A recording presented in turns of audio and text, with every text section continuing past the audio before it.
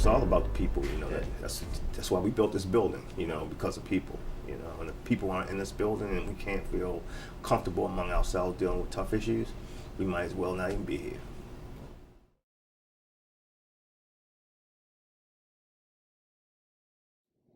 It's it's a struggle, to say it mildly. I think many of us, uh, including those who used to live in poverty and may have made it out, sometimes we forget what that experience is like. The day-to-day struggle, trying to make ends meet, trying to have a quality of life for our family, for our children, and also for our neighbors can be incredibly, incredibly challenging. And when you look at the history of the particularly African American experience in our country, you can find, documentation that actually shows how we created segregated, portions of our own city. And so we don't have to have the kind of conditions that we have, but to some extent, they have been created for us, and in some extent, we've exacerbated the issue by allowing it to perpetuate itself. And so it's not an easy condition, particularly for, moms who are struggling to stay with their partners. And I know we'll get into some of that, but this is a very complex question that you ask, and it's not an easy answer to it, but it really requires us to dig deep and continue to find ways to fight to alleviate poverty in this country, and particularly in Baltimore City. Yeah, I think so many people external to Baltimore, and even some within the Baltimore metropolitan area, think very highly of Baltimore. We've got a pretty robust, inner city. When I say inner city, meaning particularly around the harbor and some other parts of our city that have had significant investment. But there are clearly communities in Baltimore, Sandtown, Winchester, Westport, Cherry Hill, Park Heights, parts of East Baltimore, Northeast Baltimore, that have had little to no investment. And it still looks like in some parts of our city, a third world country. And, for people to exist in those conditions, where the housing stock is just poor, lead contaminated, which impacts the health of individuals, particularly children, and it stunts their ability to be to move through our educational system in a way that's not a struggle. We have concentrated parts of our community where crime and drug dealing is rampant. We have communities where significant numbers of people who are released from incarceration come back to, and their job prospects are slim and none in some cases, and it makes it really, really difficult for them to even think and be hopeful that they can get a job. So they stay connected to those communities, and they do things that are necessary to survive, at least in their mind. And some of those things are not necessarily helpful and healthy to a community. And so when you put together those configurations, including so many of our households where fathers aren't present in the lives of children, it's a formula for, in some cases, disaster, frustration, and resentment. And I think we saw some of that play out in the recent unrest here in Baltimore. And when you talk about the traumatic effects of poverty, particularly in this day and age in which, so much of what we experience on a day-to-day basis in urban communities, and Baltimore is included in that, is associated with trauma. And the whole, recognition of trauma as an issue in the urban community around PTSD as a contributing factor, we're now just beginning to, think about what kind of impact does that have, on people who have to live day to day with the experience of, people losing their lives on a daily basis. Thinking about, what it means when you're economically stressed and you don't have the economic means to take care of yourself or your family. And that level of deprivation, that level of poverty that influences how people feel about themselves is totally unhealthy. And we as a people, it's very difficult for us to reach out and ask for help. So we internalize a lot of what our day-to-day experience is. And so it leads to, unhealthy lifestyles. We binge on food that is unhealthy too much. We don't have access to, markets or other, fresh foods like many other communities just take for granted. Some of our folks have to travel, several miles to get to fresh food. That also plays a part in this whole notion of what trauma looks like in our community. And the fact that, even if we get a job, right, for some of our folks, and you look to earn more money, the opportunity usually lays outside of your, the comforts of your, where you live.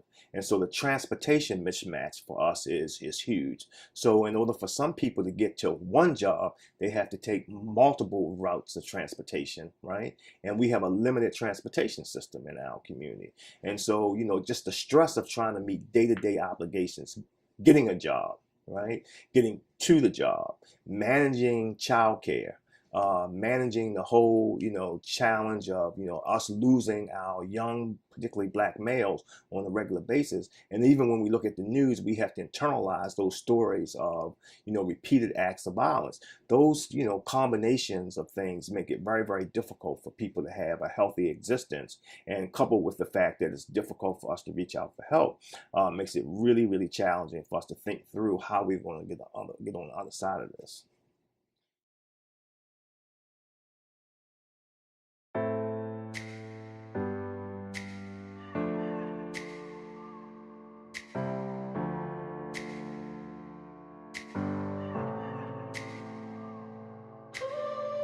We built this building, and we purposely built it here in West Baltimore, across the street from New Shiloh Baptist Church where Freddie Gray's funeral was held.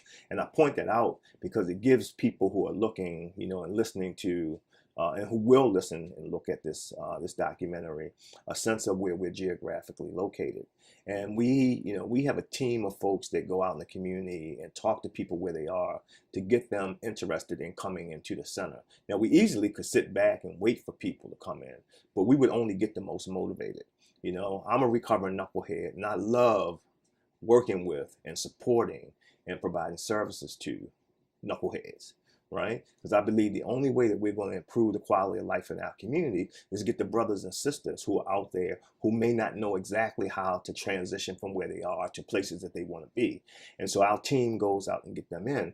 But often when they come through that door and you look in their eyes, you can see that defeat. You can see they've been beaten down so much. It makes it so difficult for them to have the belief that they can do something better. So really, a huge part of what we do is creating access and then creating a culture within the organization of high expectations, right? That you can do it, but creating the stair steps that a person can actually take to get from here to here, right? And those aren't necessarily literal stair steps. Those are psychological stair steps, giving a person the confidence that you can take one step and experience success and build on that. And so I think that's key to us at the early stages of engaging people who come in the door who have no sense of hope, particularly, right, and particularly young African-American males, some of whom don't believe that they're going to live long enough, or they even have the right to live beyond their early 20s.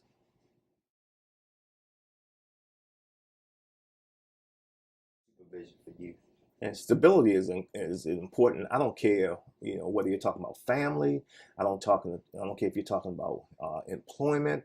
I don't care if you're talking about, recreation, sports. You've got to have some order in place in order for people to be successful, for you to have some system. And a lot of times people, come here and we get them exposed to structure and discipline. And it helps to take chaos and put it into order. But I don't know many people who will knock on the door and say, hey, man, I'm looking for some structure and discipline. I'm looking for some order. I'm in chaos, right? So what we have to do is not necessarily point it out that they're living in chaos, but we create an environment, a space that says, here's order, here's discipline, here's structure. And when you begin to get that in your life, when you start to do things that are more normal, and you experience it over and over and over, you begin to develop those kind of habits that allow you to, to replicate that on a daily basis. And you begin to see the light in people's eyes change over time. It's not something that's going to happen in 3 weeks, 4 weeks, right? It's the long-term support that many of our folks will need and require to be able to go from a sense of hopelessness to a sense of I can, right? And a sense of here is a way in which I can live my life on a daily basis and create that same kind of environment for the children in our community. Incarceration is the modern day slavery for us. We have way too many of our people incarcerated. Some of it very intentional. We've got criminal justice policies in our society that makes it very, very clear that it's almost as if we're telling our folks, you are intended to be incarcerated. Now, fortunately, we're in a space now in this country where the lid is off the can, if you will, in terms of how those policies have devastated our community. And so it's really important now that we take advantage of this window in time when we recognize that the data shows that the more people that we incarcerate, how much it costs to incarcerate people. And even people who are on the conservative side of, this kind of issue are recognizing that we can't continue to spend the amount of money warehousing our own people. Right? That's what we're doing. We're warehousing our own people. And when we release those people back into society, the costs associated with what they do to maintain some sense of sanity, right, is also cost prohibitive. So people now are looking at incarceration as, whoa, we had no idea of the unintended consequences of our own policies. So we're beginning to change that, but the advocacy around making sure we don't let our foot off the pedal in terms of how we hold ourselves, policymakers, and others accountable for, changing the trend of incarcerating our own people has to be continuous.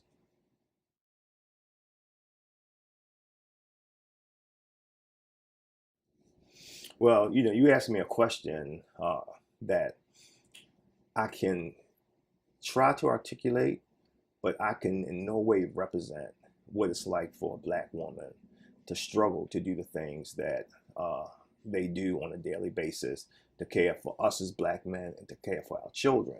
It's sort of like asking me, what's it like to have a baby? Well, I've got 3 children. I've been there when they were born. But I have no way of knowing what the hell it's like for a woman to have a child, right? That said, I do know that, my relationship with Black women, those who are in my own family, those who I work with, and those who come here to the Center for Services, suggest to me that, their struggles are magnitude tenfold in terms of being caregivers, in terms of being psychological partners, trying to prop us up when we feel so defeated. Sometimes we feel as Black men so, lost and so vulnerable that not only do Black women have to pump themselves up, they have to keep us pumped up, right? And they have to also make sure they protect the children as well. And so that level of effort that goes into, Black women, maintaining the rock. I would hate to think what our communities would look like if Black women were as devastated in terms of the criminal justice system and the homicide rate as Black men are. Right now, the women are our rock, and we've got to figure out a way to play a more complementary role in helping women to raise our children and to be the good stewards of our community. Right now, they're carrying too much of the burden, too much of the load alone, and we've got to find a way to step up and be more of a partner with them.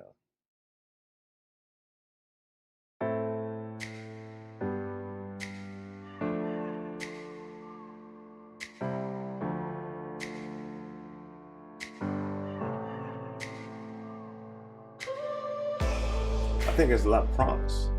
We got some challenges, right? Clearly, we've talked about some of those things, but I think right now where we are, particularly in the second term of the Obama administration, you clearly see the president unleashing the power of the bully pulpit. The fact that we have, for the first time in the history of the presidency, the president of the United States going to a prison, right, to a United States prison to kind of help America understand what takes place when we over incarcerate our citizens, right?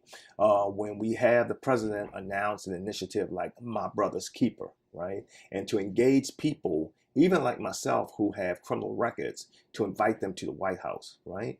Then we begin to create more of an us versus an us versus them. And so this whole emphasis on the campaign for black male achievement that was launched by the Open Society Foundation and now was spun off by my good friend and brother Sean Dub, it gives us an opportunity really to look at investments that target specifically the issues that impact black males from an educational standpoint, from a workforce standpoint, from a mentoring standpoint, from a strengthening family standpoint. But those investments have to go deeper. They have to be more sustained. We can't think that, with some investments, we're going to work our way out of this in 2 years, 3 years. The issues that we're grappling with respect to black men are so deep. They've been going on so long. It's going to require a sustained effort, because to some extent, it's almost like warfare. Right? And you don't end a war, immediately after going in. Sometimes you have to go in, you have to do surgical strikes. And I think some of what we have to do is think about these surgical strikes that allow us to get to the heart of where black men are, to change the sense of hopelessness to a sense of hope and a belief that they can do. And the kind of opportunities that we have that have been in, been in the media and have been in terms of planning, have to continue, and we have to hold other people accountable for what we do with respect to black men. Well, I think the alternative is what we got now. We have a homicide rate. Right now, the homicide rate in Baltimore is at levels not seen in over 40-something years. We clearly know that too many of our men are incarcerated. We know that when you're an overly population in incarceration, it's not likely that they can get meaningful employment. And so, what we have right now is a perfect storm, a perfect formula for disaster. And we can't, particularly as African Americans, we can't allow that to happen. But we don't have to do it alone. There are other ethnicities that have a stake in this game as well. But clearly, as African Americans, and particularly African American men, we have to take the lead. We have to hold ourselves accountable in terms of our own personal behavior, and we can't let other external forces, do the kind of things that have happened to us over time. We need to stop that kind of stuff, but we can't do it, us versus them. We have to do it in partnership and collaboration with others.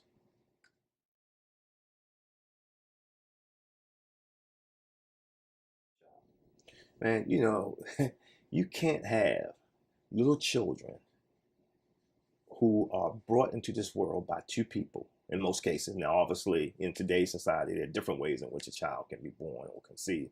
However, in most cases, right, a man and a woman come together, have a relationship, and bring a child into this world, right?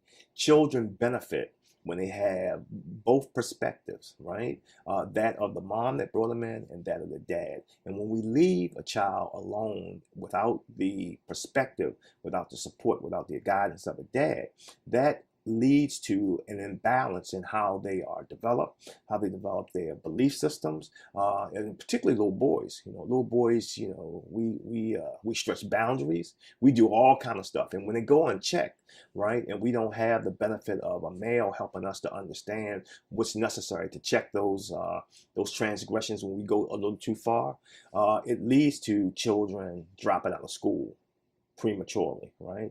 And while you and I are having this conversation, right, there's some people sitting around other board tables, right, particularly prison construction advocates who say, what, to state legislatures and to governors, these children who have a below grade level reading, right, are likely to be incarcerated as juveniles and adults. And you can't wait until then to build prisons. So they're using that very early, educational assessment to make determinations on when and where we should build prisons. And we've got to understand that. We got to understand the science behind that, right?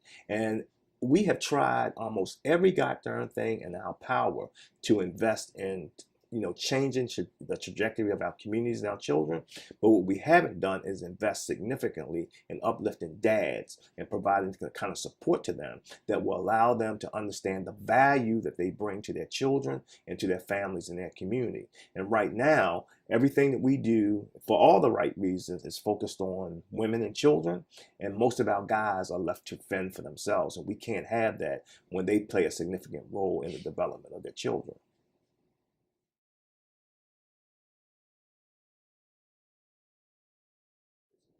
Yeah, I mean, you bring up an issue.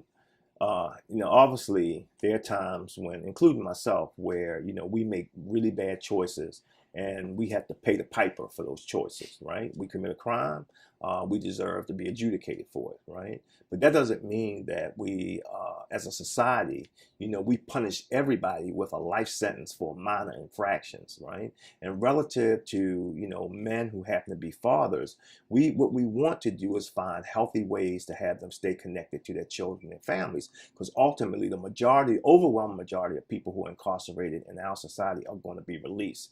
And it is much more challenging to not have a dad to have a relationship with his child or children, right? And wait until he's released to try to have that connection reestablished, than it is to invest in ways in which we can keep him connected to his children even though he's away. Right. And I think, embedded in that is thinking about, when a person receives a sentence, where do they serve their time? Right? Do we make it so that we transfer them out of state into places where families can't even get to visit, which means the children have less ability to stay connected? We've got to be critical in our thinking about how we use modern technology, video conferencing, to make sure that dads can possibly connect with their children even though they're away. Making sure that we have the kind of services within our criminal justice institutions where dads can be engaged in writing projects so they can also write to their children and receive letters back. I think we have to be much more intentional, and we can't wait until dads are released to kind of make those connections. What we need to be doing is making sure we prepare them for release, including working with their families, so that dads have a natural transition back to the community and to their families, because your self-esteem is beaten. You've been away, you want to come out and you want to get a fresh start. But when we don't, prepare people for that fresh start, they come out, with this euphoria, they're happy to be released. But quickly that euphoria turns back to defeat, because it's extra hard for you to get a job. It's extra hard for you to connect with your family. It's extra hard for you to do the things that you envision you could do for yourself. And then that leads to recidivism. So we got to be much more thoughtful about how we work with dads behind the fence and how we work with dads immediately after release from incarceration. Every guy that I've ever worked with, right? And we've worked with thousands of guys over the years, right? All of them want to be good dads, right? They can articulate wanting to be a good dad, right? But when you start thinking about the barriers to being a good dad, first it starts with many of these guys have never had great relationships. In some cases, they had no relationship with their own fathers. So their notion of what fathering is, what manhood is distorted. Right? It's been shaped by other places, other things that aren't necessarily in their best interest or our best interest. And when you think about the fact that, you talk about dads who happen to have a criminal justice experience, they come out and they want to connect, they want to do the right thing, but it's difficult, right? It's painful, it hurts. They try to connect back with their kids, and sometimes because the distance between the last time the child saw the dad doesn't have the tools to effectively engage with the child, and the child is resentful, the child hurts, there's a lot of pain, and the dad doesn't know how to deal with that. So all of a sudden the child shuts down, the dad shuts down, and then the relationship is impacted, right? We've got to understand that actually takes place and figure out ways that we can create sort of like these healing spaces in our community. Some of it is going to require clinical intervention, from a mental health standpoint. And I know that's a stigma for a lot of people. Some of it will require our pastors and our faith leaders in the community to create more spaces for this kind of healing, to to understand, but I don't think we in general terms even understand the devastation that happens when people are disconnected from their families, right? And when we try to do it on our own, it's like being in your own head trying to solve your own equation. It's really, really difficult to solve a lot of what goes on in our personal lives alone. All of us need help at some point in time. And this whole notion of guys being disconnected from their family and being disconnected from their children is really acute, and it's unhealthy, and it's just, it's pervasive. And we got far too many folks in our community, far too many guys in our community who have that kind of experience, who are trying to wing it. They're trying to do it on their own, and we're failing at it, right? Because we just don't have the capacity, we don't have the tools in our toolbox to effectively re-engage with our families. And it hurts, it's painful, and it leads to us shutting down. And oftentimes guys will say, you know what, they don't literally say it, but figuratively they throw their hands up and say, I just can't deal with it. It's almost easier to go off and start another family someplace else rather than deal with the consequences of you being away. And so we've got to create more spaces in our community, allow guys to be able to work through that trauma. Yeah, we as a society, we only recently, over the last 10 to 15 years, have we really begun to understand that a significant percentage of the people who are incarcerated are parents, right? So if the parent is incarcerated, somehow the child is connected to that incarceration experience, right? And our children are left to their own devices to figure out in their own heads, right? So they're with other caregivers, right? Sometimes they may be with a single mom who's struggling to raise the child alone because the dad's incarcerated. Some children don't have even access to the mom because she's incapacitated. And so somebody else has to help a child to understand. So, you often hear, grandparents say, well, they say, well, your parent, your dad, your mom, or both, they're away, they're on vacation, they're working, right? When they're incarcerated, right? So we have to tell fibs to our children because we don't know how to effectively share with them that their parent is away, because you don't want them to think bad of their parent, right? You want them to think good of their parent, but the reality of it is the parent is still not there. And the impact of incarceration on families is so devastating because we got to toggle through all of that minutia, that nonsense about why the parent isn't there. So children have to go to school. You want them to stay focused on their academic, requirements in school. But in the back of their mind, they're being distracted by thoughts about where's my parent?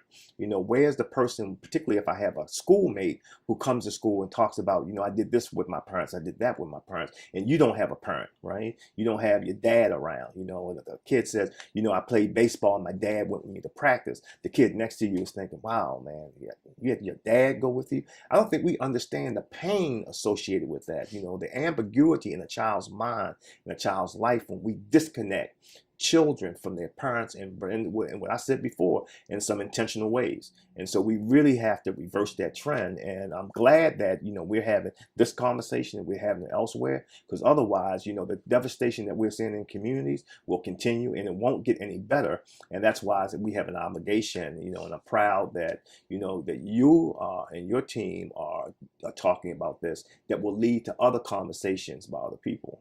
We built a social welfare system in this country, right, based on the needs of women and children, right? We did. We had, going back to, the early days when men were going away to war and they were losing their lives, our social welfare system was built around the fact that so many men were dying and weren't coming back home, and we needed a safety net for those women and children who remained behind. Right? That social welfare system then morphed into something that none of us really intended it to be, where it became sort of like a welfare system where we then had people on welfare for generations. And now that we realize the costs associated with that, we've had somewhat of a reaction, somewhat of a knee-jerk reaction to trying to change that system. But what we haven't done is we continue to try to change that system. We haven't seriously done what is necessary to include men and fathers into what we do in terms of social welfare policy in this country. So we allow men to accumulate, particularly poor men, to accumulate large amounts of child support arrears. When men go to prison, dads go to prison who owe child support, they can go in with one level of debt and they can come out with a higher level of debt.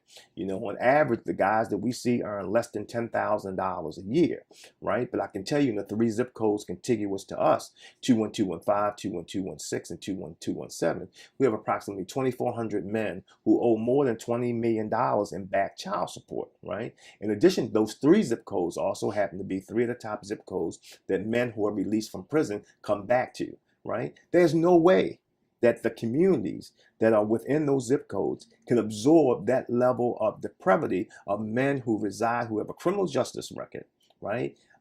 Abnormal amounts of child support they realistically can never pay off, and the system continues to drive at them to get them to pay that debt, and they can't, and so they go underground, right? And if they go underground and we want them to have a relationship with their child, that means it's an underground relationship with the child. That's not healthy for any community. And so we have to continue to make sure people understand that kind of impact, right? And what it takes to reverse that trend, and looking at our social welfare system and our social welfare policies to make sure that we find ways more and more to include men in our systems of support, so that men who need help and want help and deserve help can get that kind of help to turn their trajectories around. And we make sure that we go back to the early stages of relationships to create spaces where couples who want to have a healthy relationship got the kind of support that will allow their relationships to stay intact, so the children have consistent parental involvement over the course of their development, and not having dads fall through the wayside when they fall a little bit short of their expectations.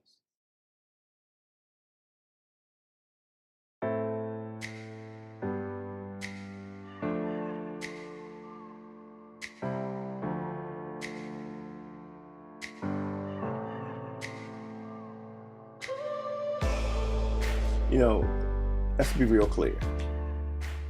If you have a child, you have an obligation to be both emotionally and financially responsible for that child. The challenge with our child support system, and has existed for as long as I can remember, is it can't differentiate between Bobby, who makes a little bit of money and owes child support, and Bill Gates, who makes a hell of a lot of money and may have to pay child support. Well, the way in which our policies, child support policies, are set up, right? Bobby gets a job. He doesn't make a hell of a lot of money. He make $12, $13 an hour at best, given his life circumstances, right? The state can take up to 65% of your pre-tax income, right?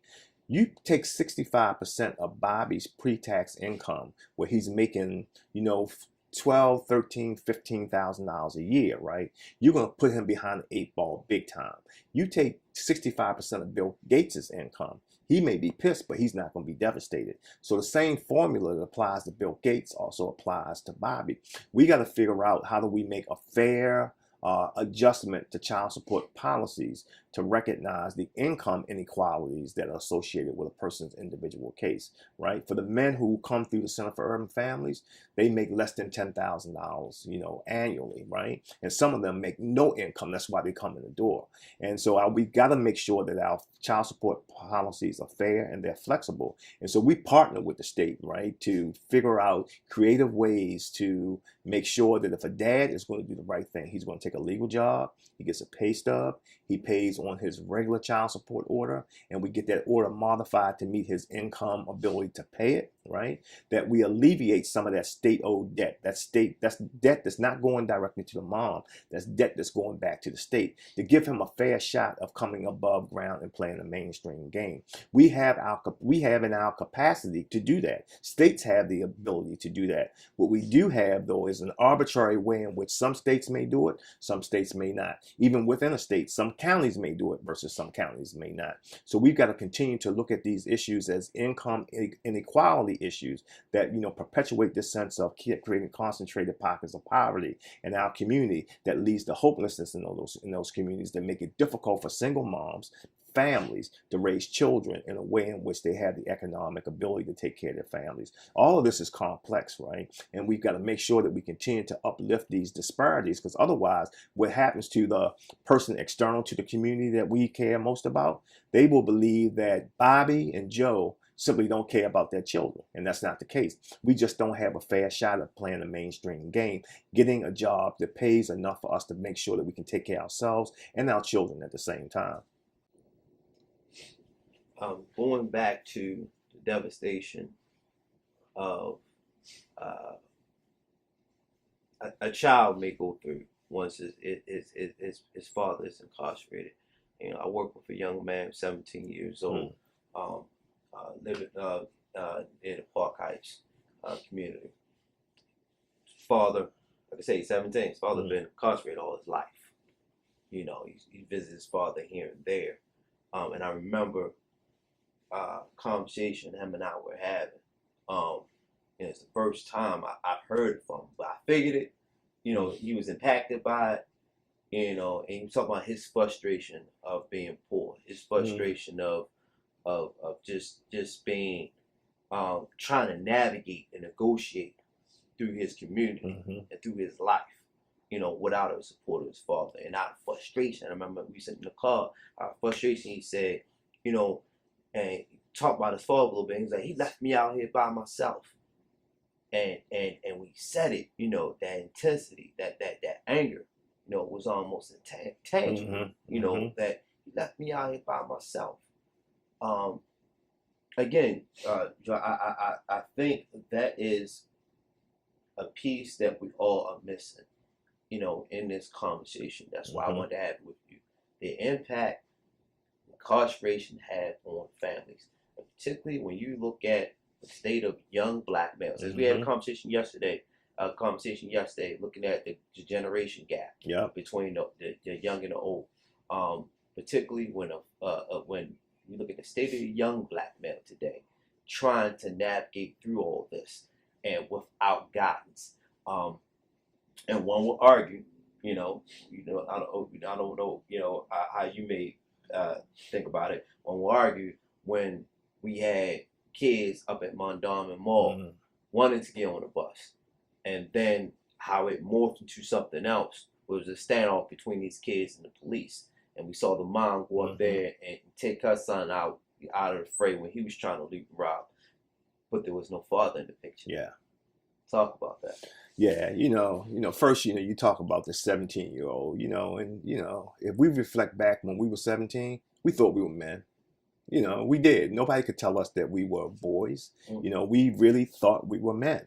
And I'm not sure what your experience at 17 was, but my experience at 17, my dad wasn't around, and I thought I was a man. And my view of manhood was shaped by other men in the community, and many of those men weren't doing things that were healthy. But I did not take into account they were doing unhealthy things. I saw them having money, the ability to do things that my mom couldn't do. And so I thought that was what manhood was. And so you got a 17-year-old who has no relationship with his dad. His notion of manhood is being influenced by things that, we probably would not like him to be influenced by guys in the community, by pop culture. And he doesn't have the ability, at 17 to differentiate between what is hype and what is reality. And so he continues to grow into that experience. And sometimes we don't grow out of that until we're, into our 30s, 40s, and 50s, if we do it then. And so we've got to figure out, how do we not let that trend continue to, to happen? Mentoring, I think, is important. But, if all those kids who we have in our community who are associated with the Crips, Bloods, Black Guerrilla family, or any other kind of, group that you want to categorize as not necessarily being healthy. If there was an involved dad in the life, a positively involved dad in the life of each one of those children, those dads have the obligation, the right to go grab their child, right? And I would argue they wouldn't have to go get them because they wouldn't let them be there in the first place. right? And so we've got to figure out how we stop investing in prison construction and how we invest in families, right? Families include men. That's why on the front of this building, the name is the Center for Urban Families, right? But the tagline on the front of the building is helping fathers and families work.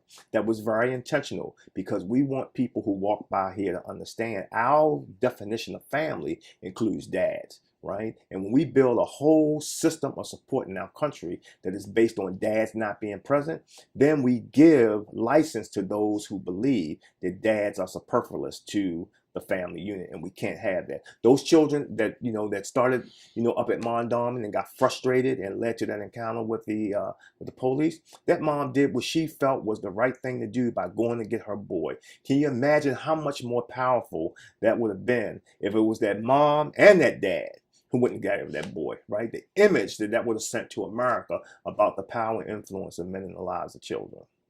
Father presence matters, right? Having a man who will be there consistently with his child, right? Uninterrupted, right? Is the key to changing around our communities. I don't care. You can't hire enough police. You can't build enough prisons, right? You can't prosecute enough crime to turn our communities around as easily as you could invest in men who will stand in the face of their children and say, you know what? I got your back, right? And sometimes it may mean I have your backside, right? But I got you 100% and I'm not going to let you down, right? And when I fall short, we've got to make sure that there's a system of support in place for me as a dad when I fall short because I'm a human being. We socialize men in our society to say, you know what? You go to work to war, you go to work and you go to war. You be providers and you be protectors, right?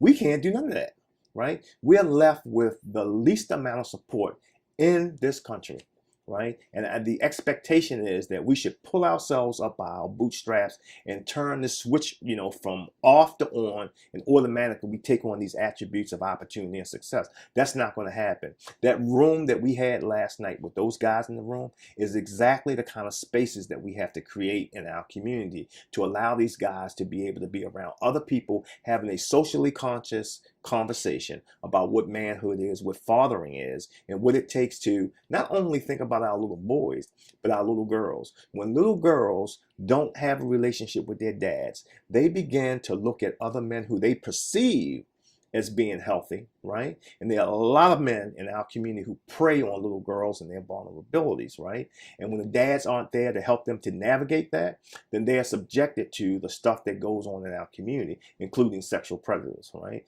Dads are so powerful, so influential in the lives of children, but we are so disconnected, right? And the fact that we have close to a 70% out of wedlock birth rate, where dads aren't connected to the moms who they were in partnership with bringing a child into this world, is devastating in our communities, right? We've got to uplift the institution of marriage. That doesn't mean you got to get married, but we definitely don't want to not support the notion that a healthy marriage is good for our community, right? And when moms and dads don't figure out a way to stay together in a romantic relationship, we got to support their ability to develop the capacity to co-parent. So it's not her against him, it's them for their child or for their children.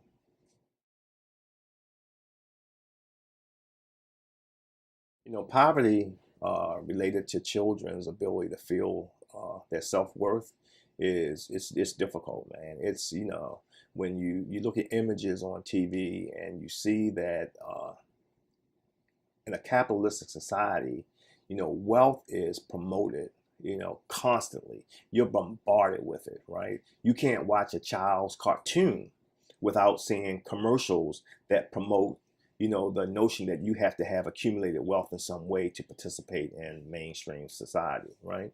And so for children who exist in poverty, where in large part where dads aren't involved, they feel, when they ask their mom for something and she can't provide it, and legitimately and realistically she can't provide it because she can't afford it, right? When we have schools, when the first day of school, when a child is either fearful or excited or a combination of both about the first day of school, particularly as they transition from one level to another, and everybody has new gear on, right? And you come from a family, you can't afford new gear. You know, so you may get what your brother, your cousin, you know, or somebody else had, you know, from a season before, you know, and you know, you may not be the brightest bulb in the lamp, but you know that there's this sense of, you know, I don't have, right? And how does that, you know, equate to how a person, particularly a little person, feels about their own self-worth, right? Their self-esteem. And so you, in this scenario, they start the school year off, you know, behind the eight ball in terms of their self-esteem. And, you know, that perpetuates itself throughout the school year when, you know, maybe there are school trips where there are fees associated with the school trip and mom can, or, you know, the family can't afford the fees, you know, and so without them saying that, you know, we can't afford the fees, the child doesn't show up in school that particular day or that particular week. You know what I mean? And so poverty has a way, and very micro ways, of playing itself out relative to how children feel about themselves, what parents can do about how their children feel. And we have communities where they don't have access to recreation centers. So your notion of, you know, exercise and playing is, you know, on the street. You know, when and then you look at TV and you see, you know, people doing, you know, very very uplifting things that you don't believe you can ever participate in, because that's not where your family, where your community comes from. And so thinking about what that means to a child who, you know, has to internalize that, has to go to sleep thinking about that, you know, it is just not the kind of way that we want our children to grow up. And it's not like it's just a couple of children. It's a whole bunch of our children who have a daily existence where poverty is the norm, and this sense of inequality is, and they're not going to say inequality. It's just like, you know, we don't have, and it's not like you got to have a hell of a lot of money, right? But you want access to make sure your children can eat nutritiously and have quality food to eat. You want to make sure they have access to basic needs, and particularly in terms of clothing that's adequate for you to feel good about yourself. You want to make sure that our kids are able to go to good schools where the physical structure is good. Poverty plays its part in the fact that we won't renovate our schools. Now, finally, we got some money, but the construction is yet to happen in a substantial way. So we got to make sure that that happens so that we can change how a person feels. And that's one of the reasons why we built this building, and we outfitted it with the colors that we have, so that when a person comes in here with their children, it feels like a place that you want to be. Right? And when you live and you exist in places that don't look and feel welcoming, it depresses the kind of way in which your outlook on life can, you know, be, you know, not so aspirational. And we got to figure out more and more how we create these spaces in our community where the physical places where we go look like the place that we would want our own families to be.